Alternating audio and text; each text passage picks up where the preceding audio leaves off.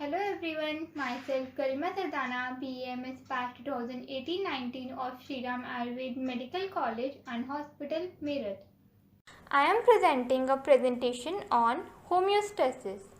Homeostasis refers to the maintenance of constant internal environment of the body. Here, homeo means same and stasis means standing.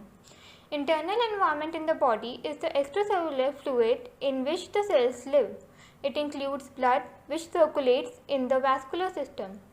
The concept of homeostasis forms basis of physiology because it explains why various physiological functions are to be maintained within a normal range, and in case if any function deviates from this range, how it is brought back to the normal.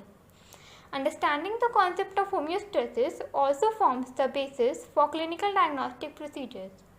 If we take an example, increased body temperature beyond normal range, as in the case of fever, indicates that something is wrong in the heat production and heat loss mechanism in the body. It induces the physician to go through the diagnostic proceedings and decide about the treatment. Now, we will talk about an important part, that how various systems of our body plays role in homeostasis. The first factor is pH. The pH of the ECF has to be maintained at the critical value of 7.4. The tissues cannot survive if it is altered. The respiratory system, blood and kidney help in the regulation of pH.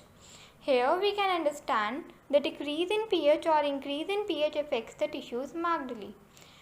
Second one is body temperature. It must be maintained at 37.5 degrees Celsius. Increase or decrease in temperature alters the metabolic activities of the cell.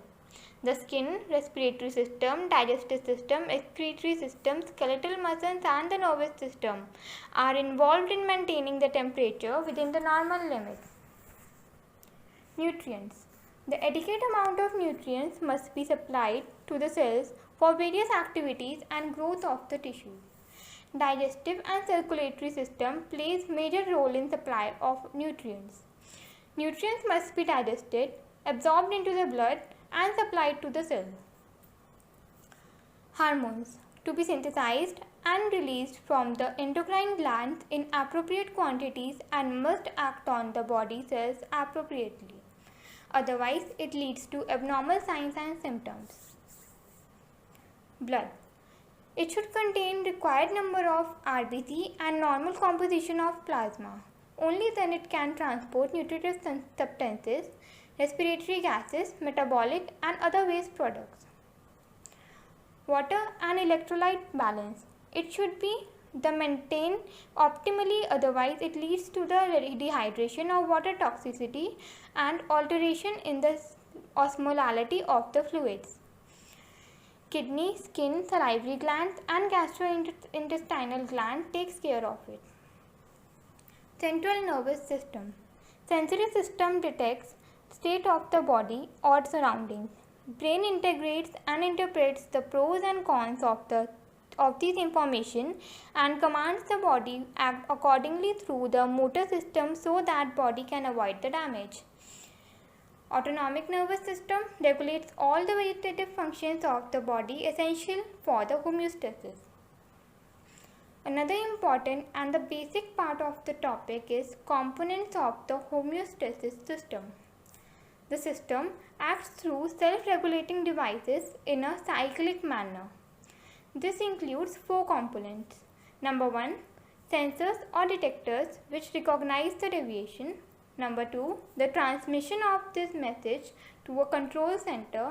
Number 3, transmission of information from the control center to the effectors for correcting the deviation. Number 4, effectors which correct the deviation. Transmission of the message or information may be an electrical process in the form of impulses through nerves or a chemical process mainly in the form of hormones through blood and body fluids. Mechanism of action of homeostatic system. As we have discussed, the homeostatic mechanism in the body is responsible for maintaining the normalcy of various body systems. Whenever there is any change in behavior pattern of any system, the effectors bring back the normalcy either by inhibiting and reversing the change or by supporting and accelerating the change depending upon requirement of the situation. This is achieved by the means of feedback signals. Feedback is a process in which some proportion of the output signal of a system is passed back to the input. This is done more often intentionally in order to control behavior pattern of the system. Whenever any changes occurs, system receives two types of feedback: negative feedback and positive feedback. Negative feedback, it is the one to which the system reacts in such a way as to arrest the change or reverse the direction of the change.